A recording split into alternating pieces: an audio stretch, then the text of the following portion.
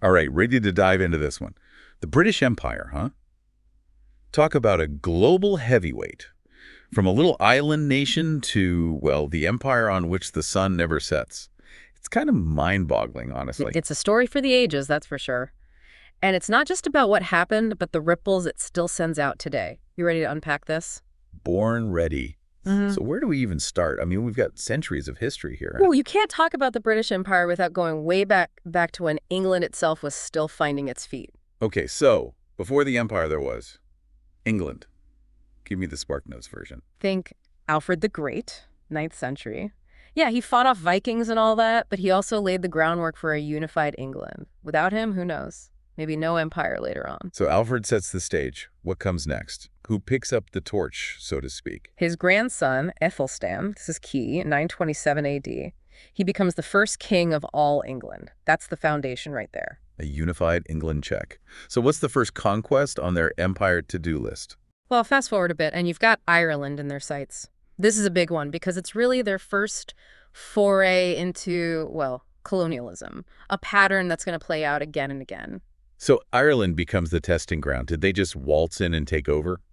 It's more complicated than that. Henry II arrives in 1171, formalizes things a bit. Interestingly, not all the Irish leaders were completely opposed at first. I bet that didn't last long. Nope. But the Senate of Cashel did acknowledge Henry as the big boss. Acknowledged, or forced to acknowledge. Yeah. History is written by the victors. You got it. And that, my friend, is the beginning of centuries of tension between England and Ireland, the echoes of which are still felt today. Wow. Talk about a complex relationship. But England wasn't done expanding, were they? I see we've got Wales on the agenda as well. Ah, Wales. Edward III, now there was a king who knew how to hold a grudge and build a castle. Wait, castles? What do castles have to do with building an empire? Think of them as, like, the medieval version of military bases, strategic strongholds. Edward I used them to consolidate his power after conquering Wales. So castle building is a power move check. That's pretty interesting. But I'm guessing not everything was going according to plan for England at this point. Not exactly. See, they had this little disagreement with France. You might have heard of it. Oh, you mean the 100 Years' War? Yeah, just a little disagreement. Right. And on top of that, they had their own internal power struggles. The War of the Roses, families vying for the throne, brutal stuff. So they've got international rivalries and family feuds. Sounds messy. It was. It kept them pretty occupied for a while, that's for sure. So what finally shifts their focus towards global exploration? When do they start looking beyond their own backyard? Well, you've got a few things happening at once. The War of the Roses ends. The Tudors take the throne, bringing some stability. And then enter Queen Elizabeth I. Ah, good Queen Bess, a true icon. What role did she play in all of this? Elizabeth, she was a smart one. She knew England couldn't take on Spain head on. They were like the superpower of the day. So she gets creative. Creative how? What does Queen Elizabeth do? She unleashes the sea dogs, privateers, essentially. Hold on, pirates working for the Queen. More or less. These guys were given royal permission to plunder Spanish ships, disrupt trade routes, basically, cause chaos in the name of England. Now that's what I call thinking outside the box. Who were some of these sea dogs? I have to admit, the whole government-sanctioned pirate thing is pretty cool. One of the most infamous, John Hawkins. Started as a trader, but let's just say he found a more profitable line of work. This is where things take a dark turn, right? The transatlantic slave trade. Yeah. Hawkins was a pioneer in the trafficking of enslaved Africans. Yeah. His first voyage to Sierra Leone in 1562 really set the stage for a horrific chapter in human history. A stark reminder that the pursuit of wealth and power often came at a terrible, terrible cost. But Hawkins wasn't the only sea dog making waves, right? Oh, not even close. Sir Francis Drake, you know that name. He actually started out working with Hawkins, believe it or not. No way. So from Hawkins' sidekick to, well, to Sir Francis Drake, legendary explorer. That's quite the career trajectory. Tell me about it. He circumnavigated the globe 1577 to 1580. Talk about a long sea voyage. 3 years at sea. I can't even imagine. What was he hoping to achieve with a voyage like that? He was looking for a new trade route to Asia. Plus, he explored the coast of California. He actually named it Nova Albion. Imagine that. California, named by an English explorer? Wild. So he gets back to England, probably treated like a rock star, and suddenly England's got dollar signs in their eyes, right? Exactly. Drake's voyages really opened their eyes to the potential of overseas colonies, and that sparked a whole wave of colonization attempts. Some successful, some not so much. Which brings us to the story of the Roanoke colony, right? The Lost Colony always found that one intriguing, albeit a little creepy. It's like something out of a mystery novel. 1585, Sir Walter Raleigh, with Queen Elizabeth's blessing, sends an expedition to establish a colony on Roanoke Island. This is off the coast of present-day North Carolina, right? That's the one. They faced harsh conditions, supply issues, conflicts with the native Algonquin people. It was rough. So what happened? Do they pack up and go home? Most of them did, actually. They sailed back to England with Sir Francis Drake. He happened to be passing by after one of his privateering adventures. Talk about good timing. Or bad timing, depending on how you look at it. But they didn't give up on Roanoke that easily, did they? Oh, no, they gave it another shot. 1587, a second group is sent, led by John White. This time they brought families, everything, except... Except what? Don't leave me hanging. White had to sail back to England for supplies. He gets delayed the war with Spain, you see. By the time he returns to Roanoke, everyone's gone. Gone.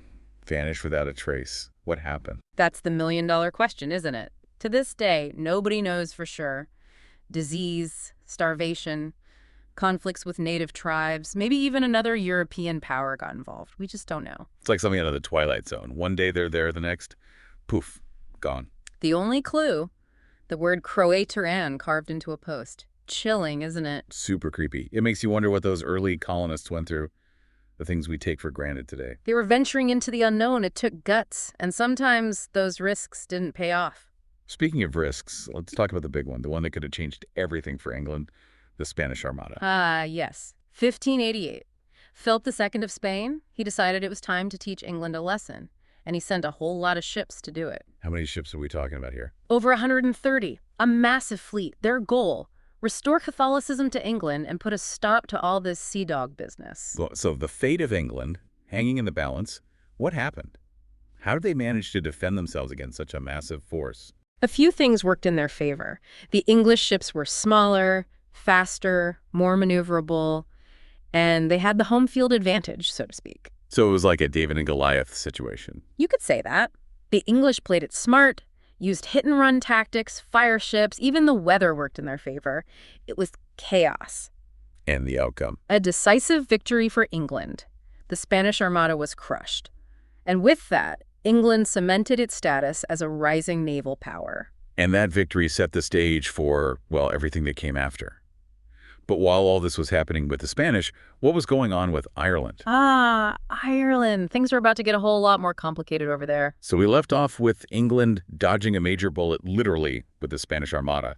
But you were saying things were heating up in Ireland. What was going on over there? It was a powder keg, really. Yeah. The English, they kept pushing for more control, more land. And the Irish, well, they weren't too keen on being pushed around. I can't imagine they were. This is around the time of the 9 Years' War, right? A bit of a misnomer, if you ask me. Tell me about it. It dragged on for 9 long years, from 1594 to 1603. Hugh O'Neill, the Earl of Tyrone, he became a symbol of Irish resistance. So this wasn't just about land anymore. It was about identity, about pushing back against English rule. Absolutely. O'Neill managed to unite several Irish clans, and they put up a heck of a fight. The English even had to call in reinforcements from their, shall we say, adventures in the New World. Wow, that's saying something. But it couldn't last forever, could it? What was the turning point? The Battle of Kinsale, 1601. The Irish forces, they were outnumbered, outmaneuvered. It was a crushing defeat. And that defeat really sealed the deal for English control in Ireland. Pretty much. It paved the way for even more English and Scottish settlers to take root in Ireland. And of course, that just fueled the fire of resentment and conflict even more. A cycle of rebellion and suppression that, sadly, would repeat itself for centuries. It's a reminder that history isn't always pretty. Tell me about it. But while all this was happening in Ireland, England was also busy trying to establish a foothold across the Atlantic in North America. Right, the New World, full of promise and peril in equal measure. Where do we even begin with that story? Well, Jamestown is as good a place as any. 1607, a group of English colonists arrive in what is now Virginia.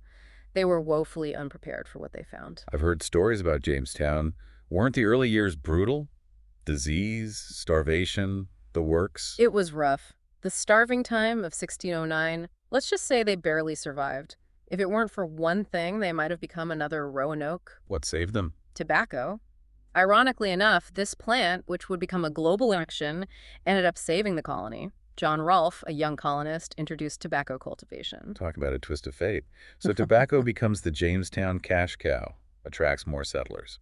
But of course, it also fuels the demand for another dark chapter, the transatlantic slave trade. Right. Jamestown becomes this microcosm of the good, the bad, and the ugly of colonization. But back in England, things are shifting as well. New ruler on the scene, King James I. James the First, a bit of a stickler for religious conformity, wasn't he? That's putting it mildly. He was a devout Anglican, believed in the divine right of kings, not a recipe for religious freedom, to say the least. So, not a fan of anyone who didn't fit into his vision of a unified church. You got it. And that led to, well, let's call it religious friction. Groups like the Puritans, who sought a purer form of worship, they weren't exactly welcome. Which is how they ended up across the Atlantic, right? Right. Seeking refuge in the New World. Precisely. The Pilgrims set sail in 1620.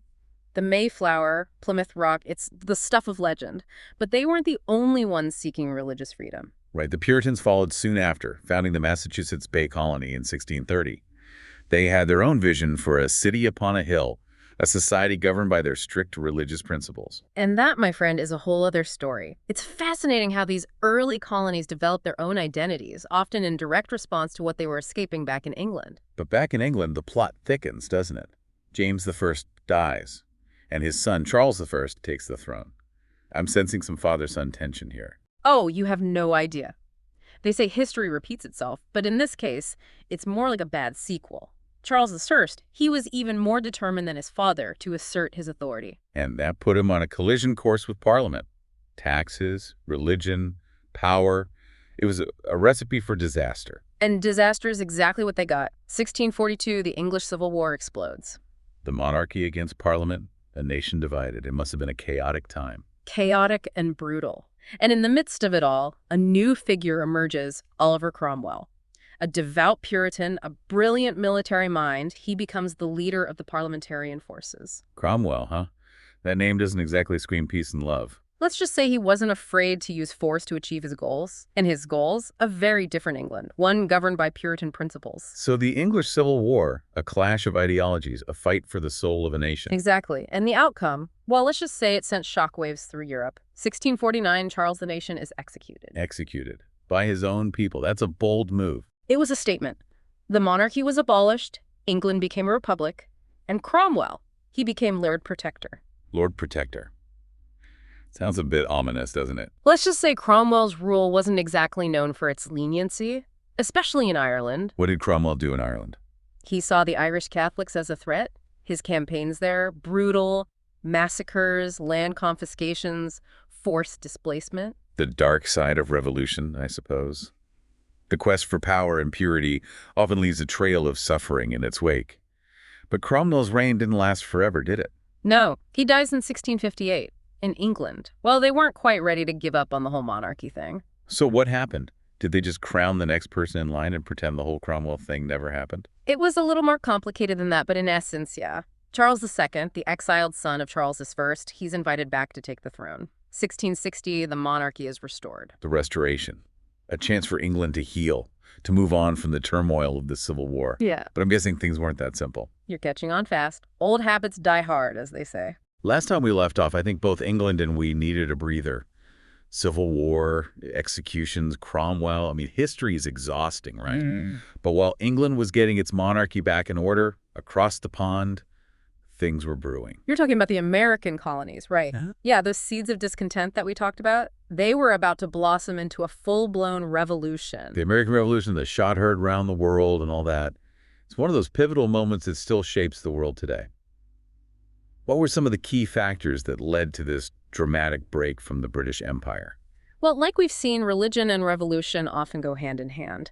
And the Great Awakening, a religious revival that swept through the colonies in the mid-1700s, let's just say it got people fired up about liberty, both spiritual and political. Right, the whole city upon a hill idea had taken root, Hmm. and folks weren't too keen on being told what to do by a king thousands of miles away. Exactly. And then you've got the Enlightenment, all those radical ideas about reason, individual rights, self-government. It was a potent mix. So the colonists are feeling intellectually and spiritually primed for a change. But what was the final straw? When and where do things actually erupt? Think back to 1773, the Boston Tea Party. Ah, yes, that whole dumping tea in the harbor business. Bit dramatic, don't you think? Dramatic, but effective. It was a protest against those pesky tea taxes. You know, that whole no taxation without representation thing. Right. A phrase that still resonates today. It struck a nerve. It wasn't just about tea, of course. It was about a fundamental disagreement over who had the right to govern the colonies. And the British, they didn't just back down, did they? Not a chance. They saw it as a challenge to their authority, sent troops to restore order. Things escalated quickly from there. And in 1775, those tensions erupt into open warfare, the battles of Lexington and Concord. The American Revolution had begun. It was a David and Goliath situation, a ragtag bunch of colonists taking on the mighty British Empire. And yet here we are, speaking English, not, well, British. What was the game changer for the colonists? How did they manage to pull off such an improbable victory? Persistence, for one thing, plus they had a knack for turning their weaknesses into strengths. Okay, so they were fighting on their home turf, but they were outnumbered, outgunned. But they knew the terrain, they were fighting for something they truly believed in, and they had a secret weapon. I'm all ears. Who was this secret weapon? France. They saw an opportunity to stick it to their old rivals, the British. Ah, those French. Always ready to stir the pot. They swooped in, provided financial aid, military expertise, naval support, the works. It was a game changer. So the American Revolution wasn't just an American affair. It was a global power struggle. Absolutely. And it all culminated in 1783, the Treaty of Paris. Great Britain formally recognizes the independence of the United States of America. A new nation is born. The world is forever changed. And England, they had to lick their wounds and figure out what it all meant. It was a blow to their pride, for sure. But, you know, the empire, it was adaptable. While they were losing ground in America, they were making major moves elsewhere, especially in India. Right, because the East India Company wasn't just sitting around sipping tea during all of this. They were busy, weren't they? The busy is an understatement. They were becoming a power unto themselves. By the mid-1800s, they had a stranglehold on trade in India and increasingly on the political scene as well. Talk about an ambitious company. They were like the Amazon of their day. Except with more cannons and muskets, they had their own armies, for crying out loud. It sounds like things were getting a bit out of control. You could say that. There were concerns about corruption, exploitation. People were starting to ask, who's really in charge here? The British government or the East India Company? Not a good look. So, how did the British government regain control of this corporate behemoth? Well, it took a major event, the Sepoy Mutiny of 1857. The Sepoy Mutiny. Refresh my memory on that one. The Sepoys, the Indian soldiers serving in the East India Company's army, they rebelled. Why? What was the trigger? Those new rifle cartridges, the ones greased with animal fat, not popular to say the least. It was seen as a religious affront by both Hindu and Muslim Sepoys. Not the best move for a company trying to maintain control over a diverse Do population. you think the mutiny spread like wildfire? It was brutally suppressed, but the damage was done.